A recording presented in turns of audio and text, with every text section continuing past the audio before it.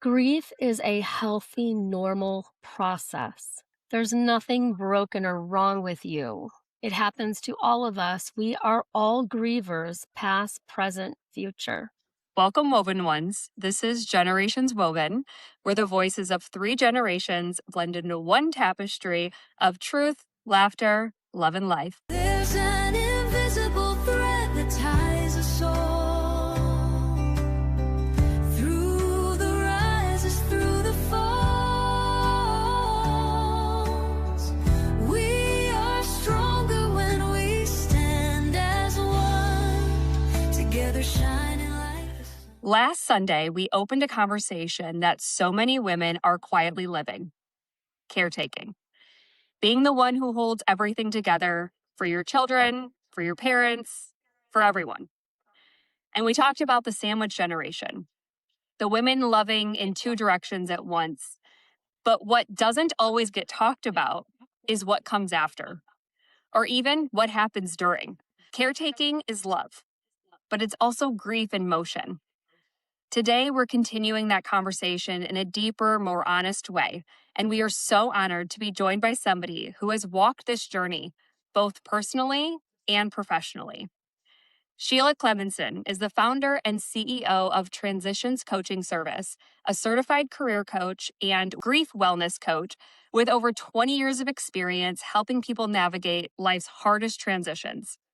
She's also the author of Over the Rainbow: From the Depths of Grief to Hope, where she shares her own story of love, loss, and what it means to find your way forward again. Today, we're talking about grief, the kind you expect and the kind you don't, how to care for yourself in ways you've never had to before, and how even in loss, there can still be meaning, connection, and hope. Sheila, we are so grateful you are here with us today. Would you be willing to take us back and share your story with us? Absolutely. Thank you so much for inviting me today. I am just honored to be a part of this conversation. You know, we all have our stories, right? And mine, the romantic version started when my high school friend and her husband's college friend and I were set up on a blind date. I was 20 something. He was 29, ready to be 30. He said he met me in his 20s, right? And we went on this date, and I was intrigued by his sense of humor and just how he held space for me and just his twinkle in his eye. And he wasn't normally the type of guy that I went out with because I dated tall, dark, and maybe not so good for you. And he was 5'9", blonde hair, blue eyes, and probably way too good for me. We're, So we're all used to the dating not so good for you, okay? We've had a whole conversation on that one as well. yeah. Yeah, I mean, it's that life lesson. So this whirlwind romance started. I lived in Michigan, Detroit area at the time. Grant lived in Charlevoix. And he was just getting ready to embark on a European sales manager position. And I want to say, after 6 months of being together, doing a long distance relationship, it became longer distance, and he moved outside of Paris to a little town called Pontoise, France. And I was in Michigan working for Mazda, research and development and HR. We did a long distance relationship for a year and a half.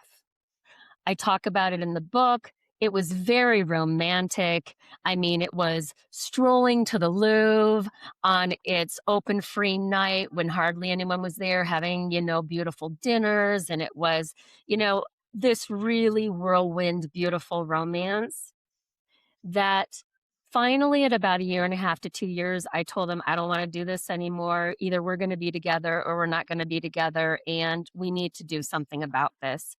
And because he worked for a smaller company in Northern Michigan, they made it happen. They hired me to go out there, pack him up, and move him back home. So I quit my job. I moved to Pontoise, France, and I spent the best 4 months of my life over there with him. It was really amazing. We were engaged, yet we, knew that we were gonna get married, but he was kinda sitting on the fence. His parents had a really a tumultuous marriage, and so I just decided I was gonna spend the rest of my life with him whatever happened, right? Like, this was my guy. We moved back to Northern Michigan, and we went to Hawaii in April, and he proposed to me on Secret Beach the first day on the island that I'd ever been to Kauai, and it was really incredibly romantic, and I talk about the story in the book and how important Secret Beach is to our relationship and to us. Now, Grant had been going out to Kauai for 6 months. He'd been going out to Kauai since he was 15 with his parents because they had a timeshare on the island, so that was our Kauai connection. We got back, we were planning a wedding, we bought a house. I was 26, he was 32. He started having some weird problems with his foot dropping when he was walking, and he started noticing some strange symptoms. He went to an orthopedic surgeon. He thought he skied his knees out, and then he was started going to a neurologist. Well, July of 1995, he came home into our kitchen. I was unpacking boxes, and he looked at me with 2 brochures, and he said, "The doctor said that I have one of these diseases." And it was ALS or MS. And he said, "We're not really sure right now which one, but this is what I've got going on." The rug was pulled out from under us. Life is what happens when you're making other plans, and our whole world changed. Grant didn't want anyone to know initially, okay, because we lived in Charlevoix. It was a small town, 4,000 people. He had built his whole career working, and he's like, "I don't want anyone to know that I've got this terminal illness. Like, I have built my career." And so I had to hold true and hold that secret in. And the only people who knew were our closest family and closest friends. And we proceeded to live with the beginning stages of ALS for about a year and a half.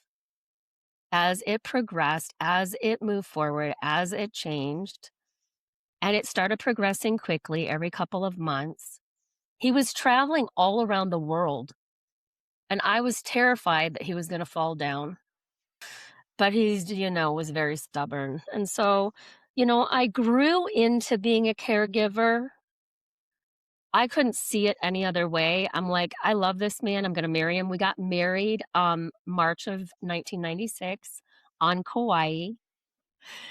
Promising till death do us part and good sickness and in health and all of those crazy things that we couldn't have known. And, at one point in the towards the end, my husband said, honey, I think that you bit off more than you could chew.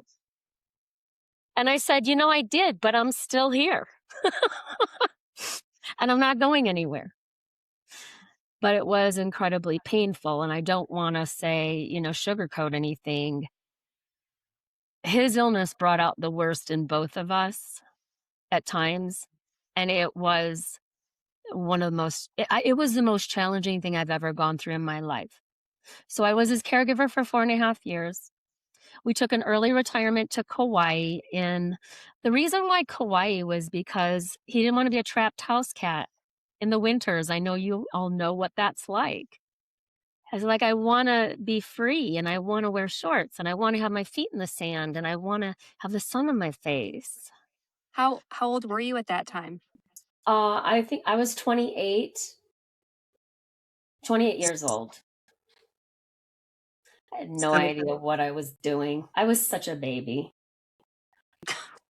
honestly, yeah. And when you went through that, what did you feel like you were grieving at that time, or was it more you were just surviving through that time? Absolutely. I call it anticipatory grief. Mm, Interesting. Anticipatory grief I talk about in my book, and it is that anticipation of what you don't know, how people's illnesses change over time, how they become more enmeshed in you as the caregiver doing everything they can't do for themselves any longer, and how This is kind of like you slowly lose your identity through that other person because that other person becomes so heavy that you cannot see outside of them. But the grief was for me losing the parts of Grant that I loved the most slowly over time. The way that we danced together and he couldn't dance any longer, the way that we just did our lives together, and that changed slowly and sometimes quickly, depending on where he was in that illness. So, when he finally, at the end, the last 6 months, lost the ability to really talk a lot and express himself, we had other ways of doing that. But he wasn't telling the jokes that made me laugh, but he found other ways of doing it, which was really precious and a part of his personality. And he was very funny. He'd be sitting in his wheelchair and his dad would walk by him and like just stare for a little bit too long. And he'd say to his dad, if you blink, you'll miss me. Or he'd just say really funny little things that would just kind of take people back a little bit to just kind of go, oh, sorry, I didn't realize I was staring. Or he could have just a very sweet way about himself. The caregivers that we hired would come into the house and he'd be like, honey, you look really tired today. Maybe you need to take a nap. And he was the person caregiving them. Of course, He had so much compassion. Yeah. He wasn't saying that to me as his wife, but he was saying that to other people. So you have this relationship, right? It takes a 180, unexpected, not the life that you planned. What happened after he passed for you? What was that like, and how did you find the light in that moment? Yeah. So, what I want to say is we have a very special story in the book that's called Our Secret Beach that I really just want people to read because it's a really powerful testimony to, I think, God and the brilliance beyond us and the synchronicities of things that happen. So just, you have to read that story. After he died, there was a lot of relief, to be honest. He passed away in my arms. I was kissing him and he blinked his eyes that he wasn't going to make it any longer. And I breathed with him until he couldn't breathe any longer. I'm asthmatic. I have had troubles breathing my entire life. And we sat looking into each other's eyes and breathing together. And I knew what he felt like. So when he left me in a place of love, but it was relief that he was no longer suffering. And then it was me realizing I was on my own. And it was some empty loneliness, while at the same time disconnected kind of, I'm not going to say shock, but this is the thing. You can never prepare yourself for the moment someone dies. I don't care if you have an idea they're going to be dying. I do think that when people die suddenly, it's a different type of grief. And I think that people don't have the closure that they need. I think there are different aspects to sudden death that make it more complicated grief. So when someone has an illness, you do have the opportunity to have some closure, say what you need to say, do what you need to do. It doesn't always go the way you want it to. There was profound emptiness, and I found that I was turning up the TV, the stereo. I wanted sound. I didn't want quiet. I needed sound. And I felt like this is how I tell people how vulnerable and raw I felt in my grief. I felt like I was walking around naked in public. That's how vulnerable and raw I felt. almost like someone could stick you, poke you in the ribs as you're walking, and then I just call it the roller coaster of emotions. And interestingly enough, the roller coaster of emotions for me came with taking Zoloft, an antidepressant, for about 5 years that I had started when Grant first was diagnosed. My emotions were all over the place. I was crying like a crazy person. I couldn't keep my thoughts together. I mean, and then I went to my primary care doctor, and this was after maybe a year, maybe even 6 months of being diagnosed. I went to my primary care doctor, and my blood pressure was really high. And he looked at me and he said, Sheila, I am going to tell you that you need to get on this antidepressant because I'm concerned that this could kill you by the end. So I stayed on it. And what's really funny is Grant got on it too. And I'm going to tell you what's really funny about it. Grant goes to the doctor and he comes back with a magnet that he put on our fridge. And it was called the Zoloft Smile.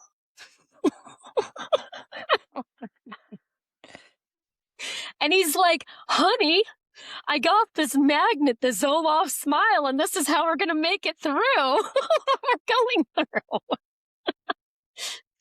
And every time I looked at that magnet on the fridge, even after he died, it just made me laugh, right?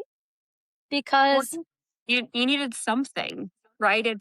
And I would say, do people avoid getting support with medication? Like, is that something people avoid and they just try to strong through it?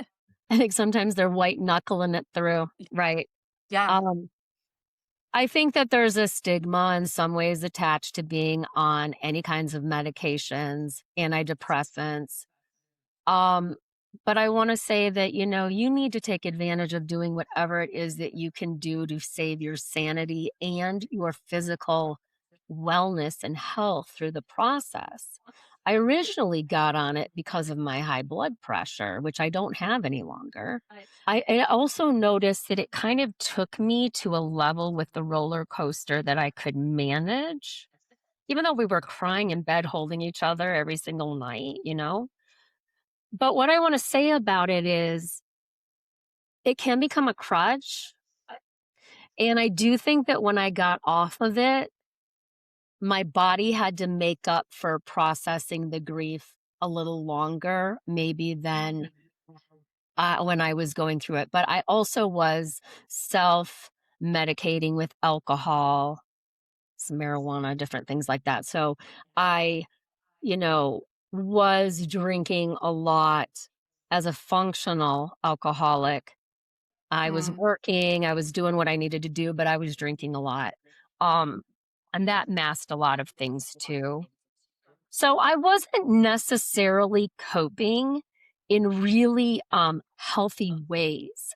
And I think that's what's important about what I wrote in the book too is, you know, eating a lot, drinking a lot, going out and sleeping with men, going out and doing all these different things, to get your needs met. Whatever that looks like, and you not really even knowing what that looks like. I was not necessarily a conscious griever when I was going through all of this.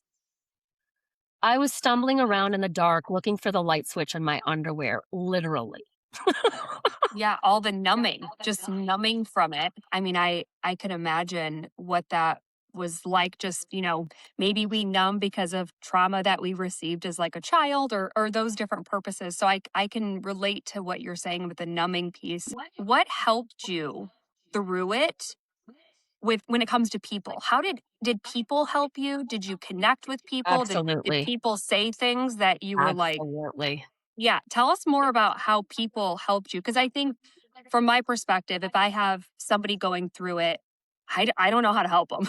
I'm Yeah. just like, I'm so sorry for your loss. Can Yeah. I buy you dinner? But Yeah. like, really, what does help look like Yeah. for a grieving person? Well, let me tell you, I felt very fortunate living on Kauai because we have something called an ohana. And the ohana is the family that you choose. And what's interesting about that, right, is people's friends become and their families become your family when you live on an island or you live away from home, right? So, and my caregivers became my friends, and I'm still very close to quite a few of them. Um, I built a support network for myself, but I want to say I learned to do that from a very young age. And I talk about the young age and the young death in my life. My father, when I was 5, committed suicide. I didn't know that. I thought he was in a car accident until I found out when I was older that he committed suicide, but there was always, a fear of abandonment that I was dealing with in my life that I carried forward through what I experienced with Grant, and I talk about lessons that we learn in life, and I do talk about that lesson. Um, the reason why I'm sharing that is because, in terms of how we bring things forward, right?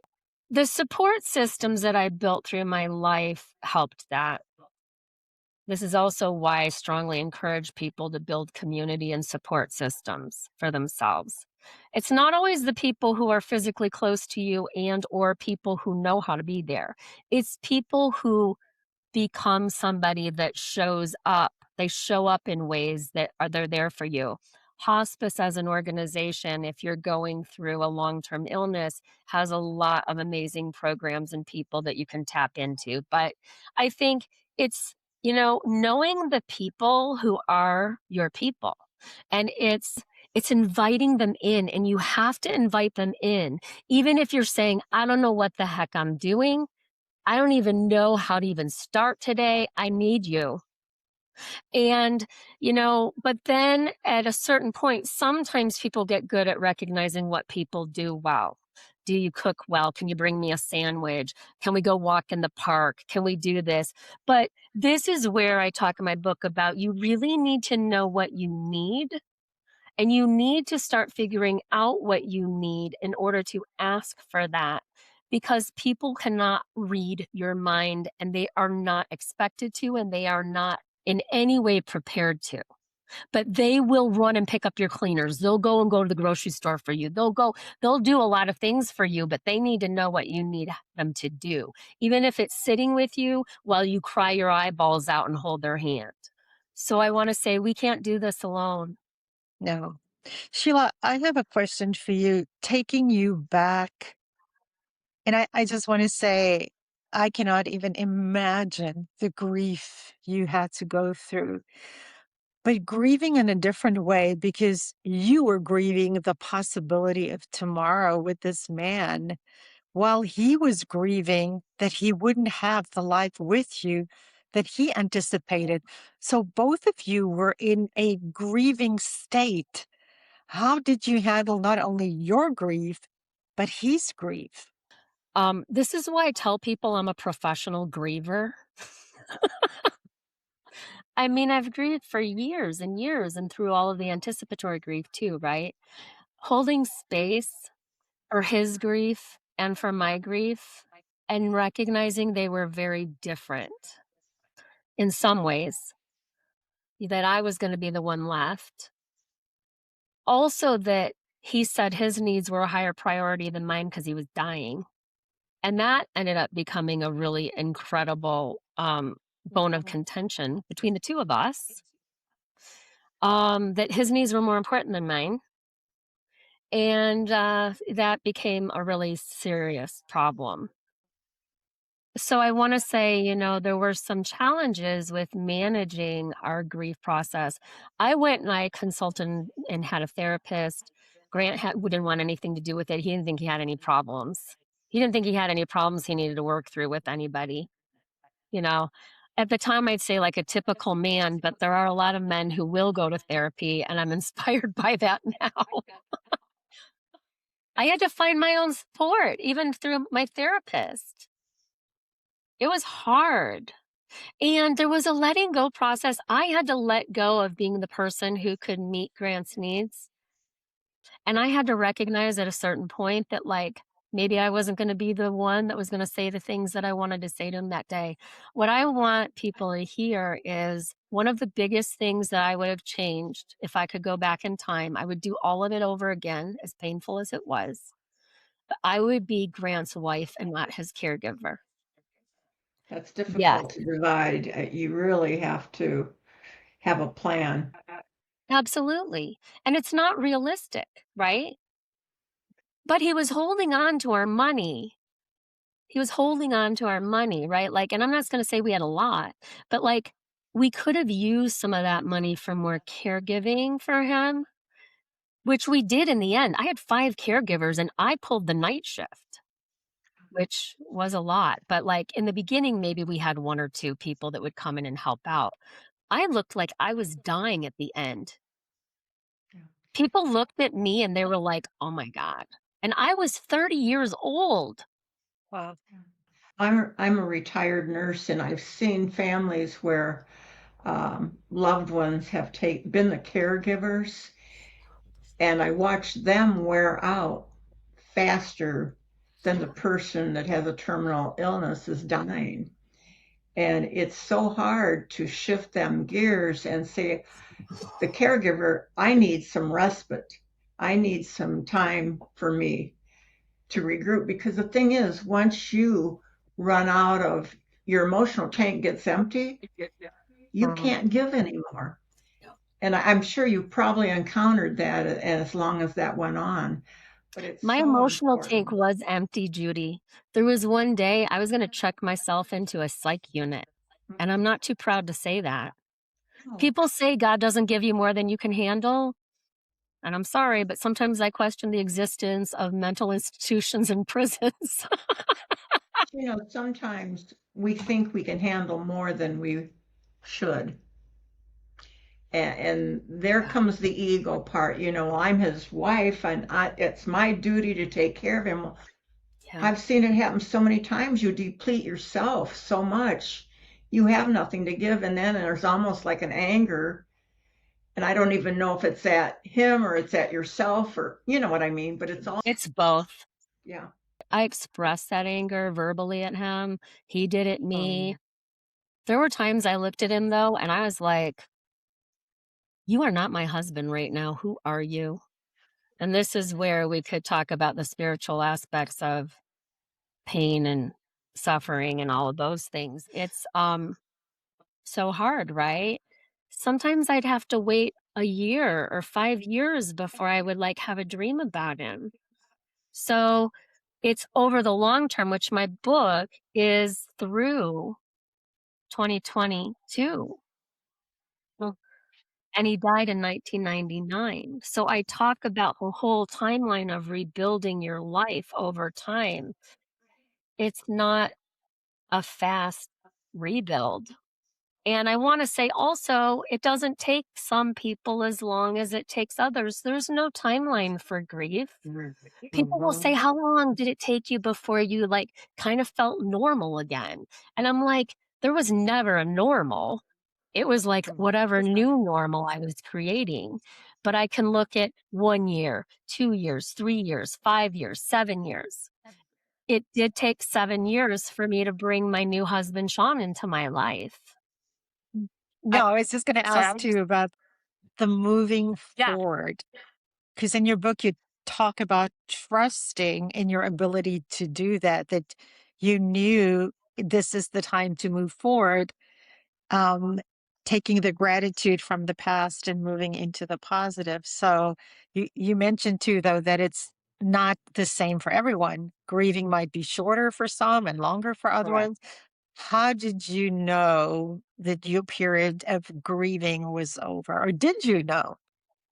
I just wanna say that moving forward is learning how to live with your grief and put it in its perspective. And that takes people different amounts of time, and they do it in different ways. For me, I started dating fairly soon after. I got myself connected with purpose. I started Healing Palms of Kauai, a grief retreat, also for caregivers at my home in Kauai. I also got into coaching, and then I got my grief recovery specialist through the Grief Recovery Institute in California. And I decided I was going to start a grief wellness coaching business. And I started that in 2006. And I also started writing my book in 2005. So, like, I was finding meaningful, purposeful things to do. And I became a hospice volunteer. I was working with people who are grieving because what I'm going to say is after you have this experience, you have the big picture very firmly right in front of your eyeballs at every given time. You are never going to do life the same again. You just have no idea how you're going to do it moving forward. And so there is some stumbling around to try to figure that out. I do want to say that, I do sometimes think it depends on the age that you are when all of this is happening, how established you are in your life, where you are, being 30 something. I didn't know if I was going to have a baby. I didn't know if I was going to get married to somebody else. I had severe maternal urges in my early 30s and I never had them before. And I really wanted to have a baby, but I didn't have anyone to have a baby with. I didn't end up having a baby. I ended up having 2 stepdaughters who were 10 and 12 when I came in, and that was a nightmare, but, whatever. Yes, I can relate to that, but Yeah, at least you got your babies in different ways, I did. right? And I'm an animal freak, so I went and I adopted a little 2-month-old dog from a shelter, and he became my little companion, and he was awesome, You know, that reminds me of something. My godmother was a psychologist, and when she talked about grief, she said, just remember that time and substitution are some of the best healers. And I always, we talked about that, and she said, I'm not saying replace, say, your spouse in your case with someone else, but replace with things to do, to reach out, to get involved, to help others. Yeah, So that time and substitution is critical in the healing process. And I yeah, think the more open you are to getting involved outside of your own wounds, the sooner you will start the healing process. And it sounds like you did absolutely. that. Absolutely, Judy. And, I in some ways I talk about this radical self-care and resourcing, which I talk about in my book, and I have some blogs on my website that really talk about things that you can do through kind of every different stage of where you might be. Because I do think different people are in different stages at different points in time, and we all have different needs. Some people need to sit and journal and to reflect and whatever. Other people need to run out into the earth and they need to go do a marathon. Other people might need to join a community that they're passionate about, a nonprofit, and they need to immerse themselves in something like that, right? I don't think it's the same for everybody, but I think that you have to find that thing that you can be passionate about Yourself. and Yeah. yourself in it. Yeah. Something bigger than you. Time doesn't heal your wounds. However, time does help you with your memories, to heal and soothe in some ways if you let it and if you do the work you need to do on yourself. It's not a replacement for that, right?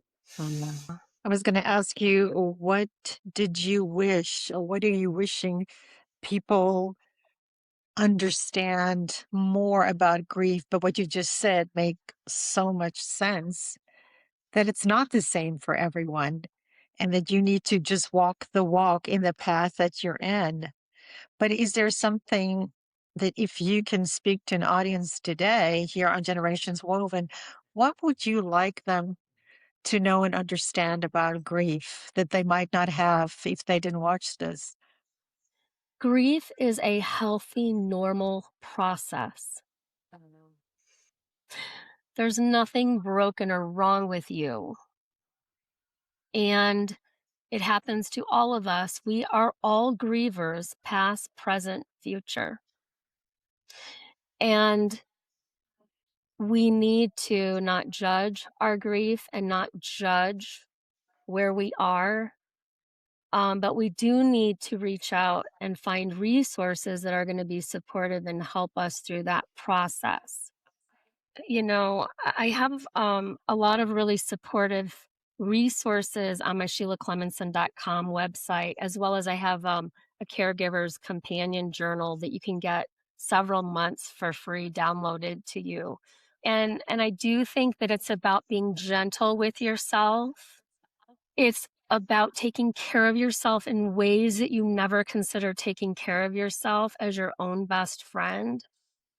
And some things that you say and do may surprise you, and that's okay, as long as you're not hurting anybody, as long as you're being true to yourself, right? And when I say hurting other people, though, sometimes you have to be able to stand up for yourself and have your own boundaries and disappoint another to be true to yourself. And that's where it's hard to lift those muscles sometimes, and you need to find a therapist while you're moving forward. And grief therapists can be really amazing, or a grief support group. And I have resources for that too. As a grief coach, I kind of help people a little bit more in tandem with the grief therapist, and I help them to reintegrate themselves into moving forward one step at a time, sometimes sliding backwards into the grief pit and then climbing your way out and finding the light again, because it's not straightforward. I just want to share this one thing because this is from a generational perspective, really interesting. My grandma, who was like my mom, I was so close to her. My grandpa died. He was 89. She was 86. Grant had died several years before this. And after my grandfather died, I sat with her and I was holding her hands. And she looked at me and she said, "Sheila, I know that I can make it through this because you did." Oh, And I looked at her and I said, "Grandma, you were with Grandpa for 60 years. I was with Grant for 7." And she said, "It doesn't matter. You loved him." wow. And that just blew me away, because I think we become inspiration for one another. You made it through this. I can do this. I can make it through this successfully, even though it might be messy and I might cry my eyeballs out and it might not look pretty. I want to tell the people on today, you can make it through what you're going through successfully, getting the support and the help that you need. You talk about different generations, but I even want to say from a cultural um, point of view, and we talked a little bit about Africa. In Africa, most people, when they go through the death of a loved one, they literally wear a black band around their arms, and they wear that for a whole year so that people understand they're in mourning. So they make it, like you said, and we talked about natural. It's part of the process, but when it's over, it's over. And I think we need to look at that in the Western world a little bit differently. Absolutely. I love that. Um, in addition, Jewish traditions, they have a lot of different traditions that they honor their death and dying and their grief in a lot of really profound different ways as well. So I do think different religions, different cultures have different practices that we can actually look at and reflect on as, oh, maybe I want to bring this in to what I do. Culturally, the US is really stunted in their ability to live in grief. And that grief awareness that you're bringing today is critical. Just like I said, people look at my book and they're like, "Oh my gosh, I'm going to catch grief." It's not a disease you're going to catch, but people treat it like it's some contagious illness. I want to say that what's interesting that I found after I had an advanced reader read my book, she was a friend of mine. She said, Sheila, I didn't realize this, but I wasn't grieving anything. I haven't had anybody die in my life, and I read your book. You know what it did for me? It helped me to help my aunt who lost her husband process her grief and not judge it and sit with it. Because I read your book, I was able to hold space in her grief process. And I was like, holy cow. I didn't even think about my book being something that somebody who's supporting somebody who's grieving should read. It was for the griever, but it's also for the people helping them. But how powerful that, her auntie, she's trying to be there for her aunt, another generation who didn't talk about grief, probably had a stiff upper lip, probably needed somebody to talk to. And she was able to show up with whatever generational cultural stuff was going on with how we process grief or talk about it or don't talk about it. And she was able to show up for her in a way that she really needed, which is, I think, really just breathtaking for me. It just was so inspiring for me. When I wrote my book, I said, if I could help one person by writing this book, I did what I needed to do. And I've helped people that I don't even know that I've helped. And so that was my goal. That's just my goal personally. And I think that we all just become somebody who shows up in people's lives and can help them and support them in different ways. And we each have our own strengths. You, Judy, the way that you've been a nurse, how you've shown up for people, I'm inspired by how you've shown up and what you've done in your life, in your profession. And you have stories that I'm sure are amazing. It's definitely an honor to be a nurse in many ways because we get to be involved in all aspects of life, from a baby coming into the world to their last breaths. And you know we're part of the family to speak of, and it's not just a job, it's a ministry almost when you love what you're doing. It absolutely is. The nurse that we had in the ICU was incredible. I can't thank her enough for like what she did for us. And I want to say there are plenty of earth angels in this world. Some of us have very dusty wings and dirty wings. But there are plenty of earth angels in this world walking around if we open our eyes and pay attention to it.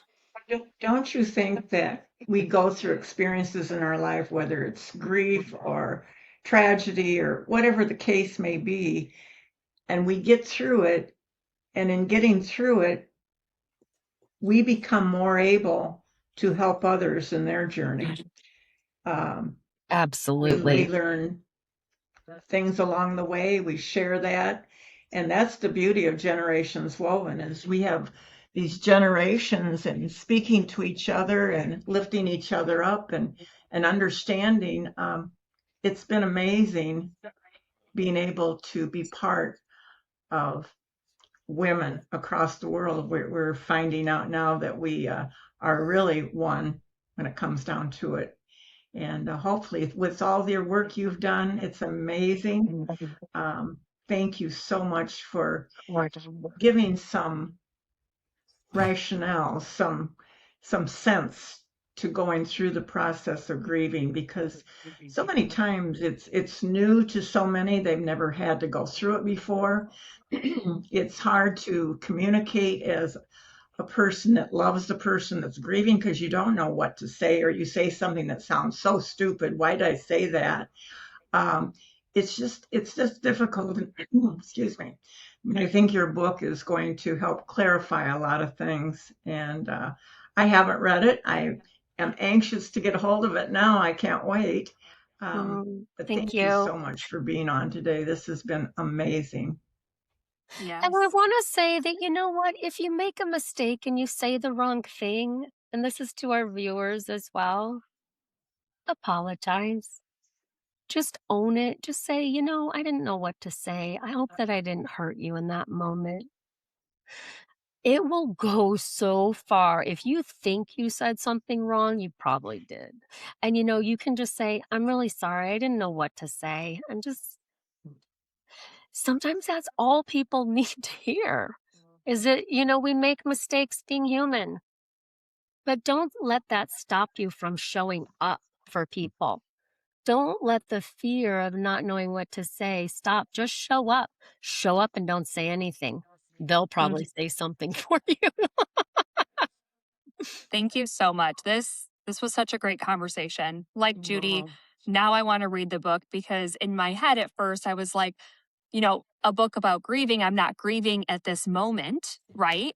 But understanding that at any moment somebody around me could be grieving and having that wisdom and knowledge will be so beneficial because a lot of this conversation, while I think our audience will say, wow, Tasha, Judy, and Narina were pretty quiet. I think it's because this conversation is not something that we're as used to talking about either. You are very comfortable talking about it.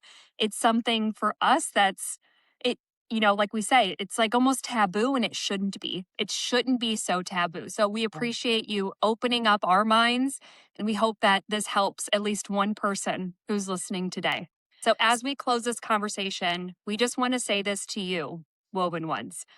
If you are grieving right now in any form, the loss of a person, a role, a version of your life, you're not alone.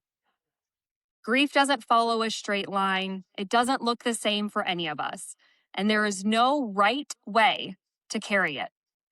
But what we heard today is that healing doesn't mean forgetting. It means learning how to live again while still honoring what was. Maybe this week, your step is simple. Maybe it's giving yourself permission to rest, to feel, to not have it all figured out. Or maybe it's what Sheila shared, practicing a little bit of radical self-care in a season where everything feels unfamiliar. Wherever you are in your journey, there is still a path forward. There is still connection waiting for you. There is still purpose ahead. And most importantly, there's still you. If this conversation spoke to you, share it with another woman who might need it. Stay connected with us, and you can find more resources and support on our website. Everything for Sheila that she shared, her book, her worksheets, her journals, all of that's going to be linked in our resources page and in the show notes. And as always, you're not alone in this. There's a place for you here. Until next time, God bless. There's an invisible thread that ties us all.